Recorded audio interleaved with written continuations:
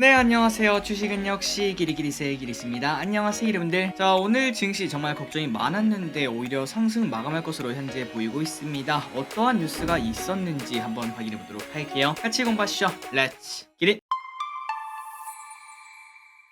첫 번째 소식입니다. 일단 카카오 이거 안 다룰 수가 없겠죠. 카카오의 악재는 어디까지 이어질까요? 카카오의 역대급 장애가 발생하자 투자자들의 심리가 최악으로 치닫고 있다고 합니다. 가면 갈수록 신뢰를 잃고 있는 기업인 카카오가 과연 버틸 수 있을지 걱정이 되네요. 참고로 카카오는 지금 여론이 매우 안 좋죠. 그런데 그와 반대로 개인 투자자는 정말 좋아하는 주식이었는데요. 무려 올해 2조 원이나 매수를 했다고 합니다. 하지만 그 기간 동안 카카오는 무려 54%나 급락을 했기 때문에 아마도 이 카카오를 매수한 사람들이 안티로 변했을 거라고 쉽게 생각해 볼 수 있습니다. 물론 저기 제 개인적인 생각으로는 카카오톡이라는 강력한 무기를 가지고 있기 때문에 여기서 무너지지는 않을 거라고 생각합니다. 예를 들어 카카오톡이 한 3일 정도 먹통이 되었다면 상황이 좀 바뀔 수 있었어요. 이제 인터넷 상에서 이걸로 바꾸자 저걸로 바꾸자 라고 말하면서 가장 강력한 대체제는 바로 네이버 라인이겠죠. 그쪽으로 가는 경우가 생길 수 있겠지만 하지만 주말 사이에 그리고 하루 안에 카카오톡은 해결이 되었기 때문에 이번에는 큰 일이 생기지 않을 것 같지만 혹시나 물론 이런 일은 없겠지만 한 번 더 이런 일이 생긴다면 그때 소비자 마음은 당연히 바뀌겠죠. 그래서 카카오는 이제는 진짜 긴장감을 가져야 되지 않나. 단순히 카카오 게임즈만 욕을 먹고 그런 상황이 아니라 카카오 자체의 평판이 바뀌기 때문에 이 부분은 매우 심각한 문제라고 생각하고 있습니다. 그렇다면 이제 보상이 나와야겠죠. 보상이 조금 중요할 것 같은데요. 그런데 좀 아쉽게도 그리고 어떻게 보면 당연하게도 무료 서비스는 보상이 어렵습니다. 대표적으로 카카오톡이겠죠. 자, SKCNC 데이터 화제가 있었던 주말 카카오는 이제 대부분 복구가 되었고 보상책을 하나둘 내놓고 있습니다. 게임 같은 경우는 일단 접속이 제한된 시간과 당시 이벤트를 재화로 환산해 이용자들에게 지급한다고 하고, 그리고 웹툰은 당연하겠죠. 서비스 장애 시간만큼 대여 기간을 연장해줬으며 멜론도 이용권을 3일간 연장했다고 합니다. 그리고 택시는 추후 보상안을 안내할 방침이며 킥보드는 실제 주행 거리만큼만 요금을 청구하는 것으로 알려졌다고 합니다. 그래서 위 같은 것들은 거의 다 유료 서비스입니다. 그래서 카카오는 유료 서비스 장애 발생 시 이용자에게 보상 및 환불에 대해서 설명을 하고 있지만, 그런데 무료 서비스의 근거는 없기 때문에 아마도 직접적 보상이 조금 어려울 것으로 보인다고 합니다. 저 기릿의 개인적인 생각으로도 우리 카카오 같은 경우에는 솔직히 무료로 이용하는 거 아니겠습니까? 그런데 여기서 보상해달라라고 말하기는 조금 어려운 부분이 있을 것 같고, 다만 이 와중에 카카오톡 같은 경우에는 이러한 생각이 맞을지 모르겠지만 그래도 아무 보상을 안 하는 것보다는 카카오 이모티콘 이거 하나씩 주는 건 어떨까라는 생각을 조금 해봤습니다. 다음입니다. 이제 카카오 이야기 그만하도록 하고요. 이제 또 글로벌 뉴스 보도록 할게요. 닥터둠 10년간 위기 이어질 것. 이 사람이 좋은 말을 하는 거는 뉴스에 안 뜨는 걸까요? 맨날 나쁜 이야기만 듣는 것 같습니다. 금융위기를 정확히 예측해서 닥터둠이라는 별명을 얻은 교수가 각국의 금리 인상으로 글로벌 금융위기가 발생할 것이며 이 위기는 향후 10년간 지속될 것이라고 예상했습니다. 그렇다면 어디서 이런 말을 했나 봤더니 꽤나 유명한 데서 했네요. 유명 잡지인 타임에 기고를 했으며 그 내용은 정말 심플합니다. 금리 인상이 이어지고 결국은 그것 때문에 금융위기가 온다. 그런데 이 위기가 무려 10년 동안 이어진다고 하니까 꽤나 충격적인 내용이겠죠. 그리고 앞으로의 시대는 스태그플레이션이 기본값이라고 합니다. 참고로 스태그플레이션은 경제 불황이면은 수요가 없지 않겠습니까? 그 말인즉슨 수요와 공급 법칙에서 수요가 떨어지니까 제품 가격이 떨어질 수밖에 없는데 그 와중에 인플레가 나타나는 걸 말합니다. 그러니까 정상적인 상황이 아니라는 걸 볼 수 있고, 그리고 경제 불황이면 우리가 지갑을 닫지 않겠습니까? 그런데 이 와중에 물가가 또 올라가니까 지갑을 더욱더 닫을 수밖에 없는 상황, 악순환이 계속 발생하는 그러한 현상이라고 볼 수 있습니다.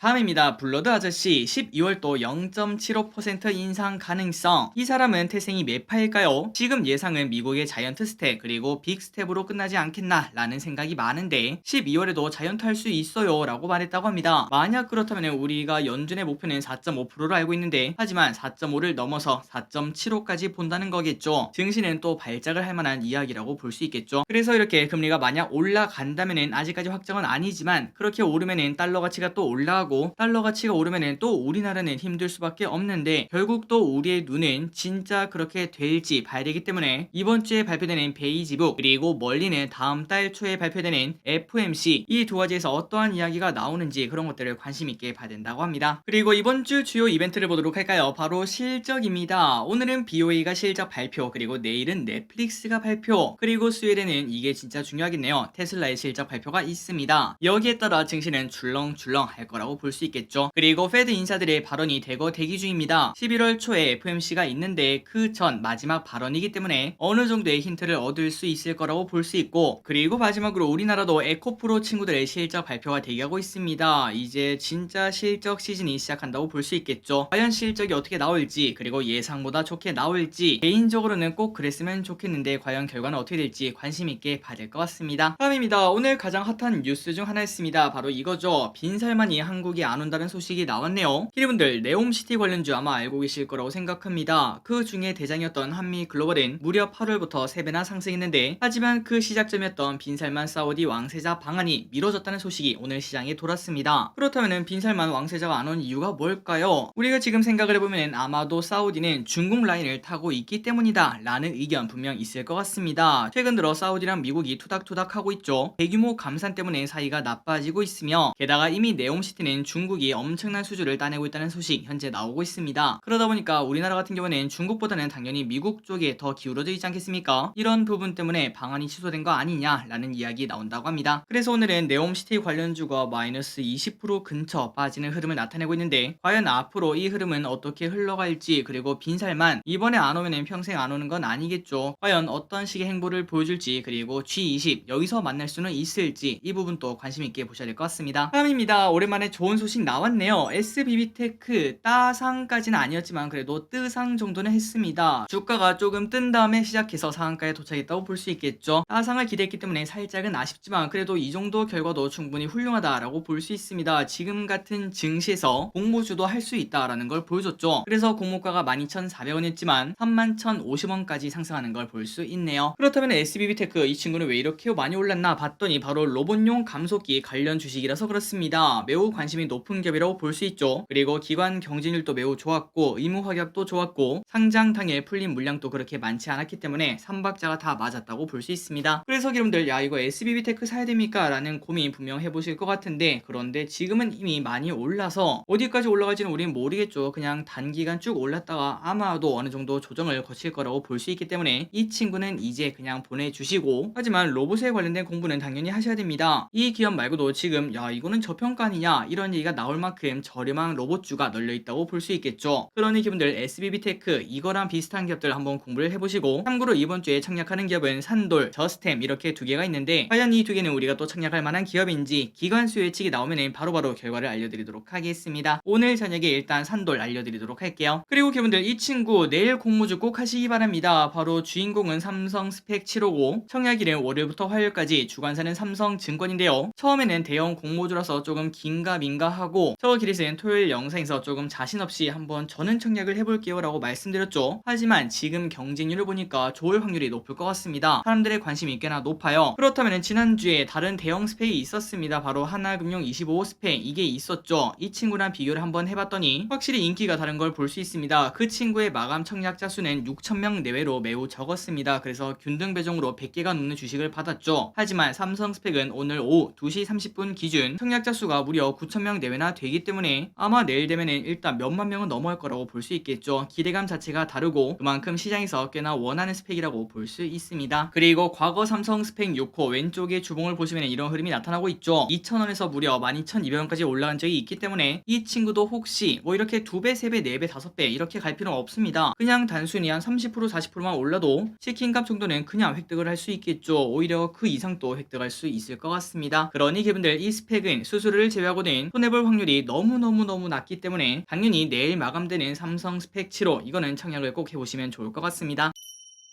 다음입니다. 그나저나 로봇은 무조건 공부를 해야겠죠. 올해 초 제가 가장 좋아하던 섹터는 바로 3개였습니다. 로봇, 우주항공, 친환경. 그런데 그 중에 2개, 우주항공이랑 친환경은 태조 이방원이라는 이름과 함께 나름 상승을 해줬습니다. 그런데 로봇은 아직도 여전히 아쉽죠. 그렇다면 로봇의 가치가 없어서 이렇게 주가가 안 오르는 걸까요? 로봇의 성장성이 없기 때문에 주가가 안 오르는 걸까요? 그게 아닐 겁니다. 성장성은 당연히 우리가 생각했을 때 무궁무진하고 단순히 시장에서 관심 받는데 부족했을 뿐이죠. 하지만 머지않아 그 관심 관심 당연히 로봇주에 집중이 될 거라고 볼 수 있고, 그리고 유진투자증권의 리포트가 나왔는데 전 세계가 지금 이제 노동력이 부족해지고 있고, 그리고 인건비가 급하게 상승하고 있지 않겠습니까? 그러다 보니까 로봇 수요는 급증할 수밖에 없다고 합니다. 그리고 설령 이러한 인건비가 급하게 상승하지 않더라도 어차피 올 미래라고 볼 수 있겠죠. 그래서 저는 단기간의 테마가 아니라고 생각하고 2차 전지처럼 그냥 계속 몇 년간 들고 갈 만한 그런 섹터라고 생각하고 있습니다. 지속적으로 말씀드리는 부분이지만 로봇 관련주는 이제 꼭 공부를 해보시기 바래요. 그리고 그 공부는 굳이 한국 것만 공부하지 않으셔도 되고 당연히 미국 주식도 충분히 공부할 수 있을 것 같습니다. 다음입니다. 일주일에 나는 라면은 1.7에 먹습니다. 야, 왼쪽에 라면 맛있겠네요.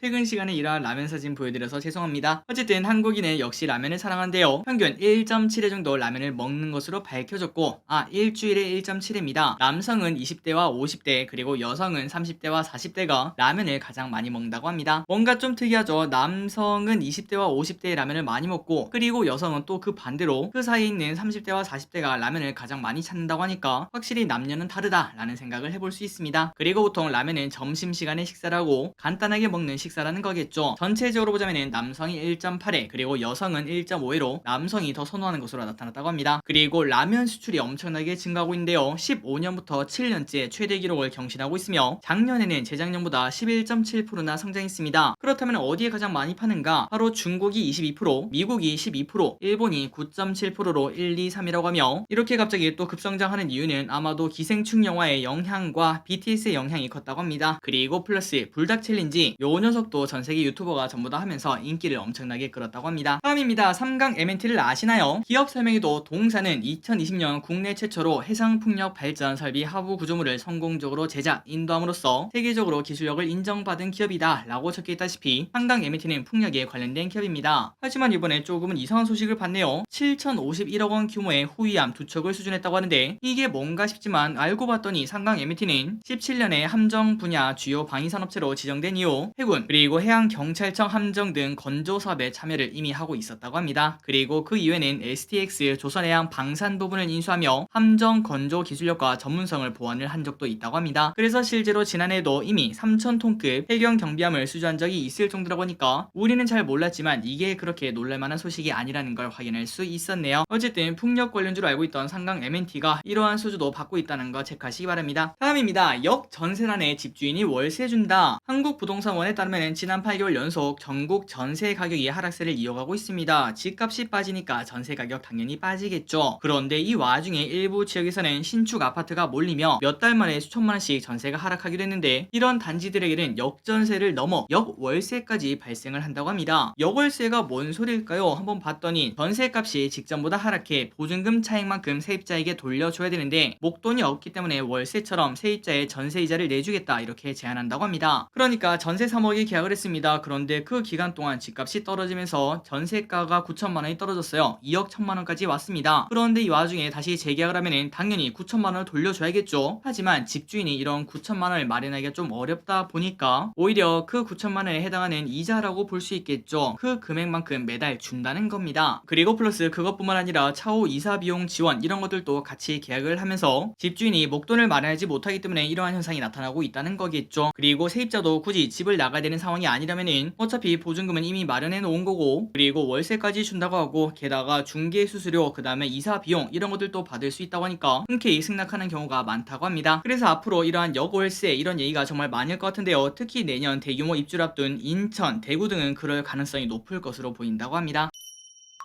다음입니다. 대게가 되게 없대요. 대게철인 12월을 앞두고 미국 알래스카 인근 대게 수가 최근 3, 4년 대비 8분의 1 수준으로 감소를 했습니다. 그래서 대게잡이를 금지했다고 하는데요. 이제는 대게가 아니라 금게라고 볼 수 있겠네요. 그 이유가 뭔가 봤더니 바로 CNN에 따르면 과학자들은 대게 감소 원인을 기후변화에 주목을 했다고 합니다. 지구온난화로 해수온도가 상승하고 해빙이 사라지면서 대게들이 살기 어려운 환경이라는 거겠죠. 그래서 이번 대게철은 조금 비싼 대게를 우리가 먹을 거라고 충분히 생각을 해볼 수 있습니다. 다음입니다. 태양광 관련 소식을 보도록 하겠습니다. 미국의 IRA 시행으로 중국산 태양광 제품 수입 규제가 강화가 되면서 한국 기업들이 반사이익을 누릴 것이라는 전망이 나오고 있습니다. 추가 설명을 하자면 미국은 강제 노동을 이유로 신장에서 나오는 부품 수입 금지를 조치했는데요. 그런데 그 신장에서는 태양광 모듈 원재료인 폴리실리콘을 무려 전 세계 45%나 만들고 있기 때문에 이 부분을 다른 곳이 대체할 수밖에 없다는 거겠죠. 그래서 그 자리를 한국과 동남아시아가 열심히 빠르게 뺏고 있으며, 이러한 부분 때문에 이번 중국 중간 선거만 지나면은 다시 또 태양광이 좀 좋은 흐름 나타내지 않을까. 그리고 왼쪽에 하나솔루션의 차트를 딱 보면은 고점을 찍고 한 달 정도 이렇게 조정을 받다가 다시 60일선을 지지하는 모습을 나타내고 있습니다. 과연 여기서 추가적 상승이 나올지 혹시나 차트를 잘 보신다면은 그런 것들도 보시면 좋을 것 같습니다. 다음입니다. 미국에서도 절약이 뜬다. 미국에서 5달러짜리 티셔츠가 최근 인기라고 합니다. 경기 침체의 조짐에 벌써부터 지갑을 닫고 있다는 신호겠죠. 숫자를 보자면은 미국인의 의류 지출에서 저가 브랜드가 차지하는 비중이 14년에는 19.1%였는데 그런데 지금은 무려 22.4%까지 상승했다고 하네요. 이러한 부분이 뚜렷하게 나타나다 보니까 저예산 의류업체인 프리마크, 포에버 21 그리고 일본 브랜드인 GU가 인기이며 위 기업들이 공격적으로 지금 현재 확장을 하고 있다고 합니다. 인기가 많다는 증거겠죠. 아마도 우리나라도 이러한 현상이 나타나고 있지 않을까요? 그렇다면 저가 의류 브랜드인 탑10을 운영하고 있는 신성통상 이런 기업들도 한번 실적을 봐봐야 될 것 같습니다. 여러분들 아시죠? 이거는 매수 추천이 아니라 그냥 지금 당장 떠오른 생각이니까 실적이 앞으로 어떻게 흘러가는지 그리고 실적 서프라이즈가 나오는지 그런 것들을 확인 한번 해보자 라는 의미입니다. 자, 오늘 공부 여기까지 끝났습니다. 항상 이렇게 같이 공부해서 진심으로 감사합니다. 지금까지 기리셨습니다. 빠이요.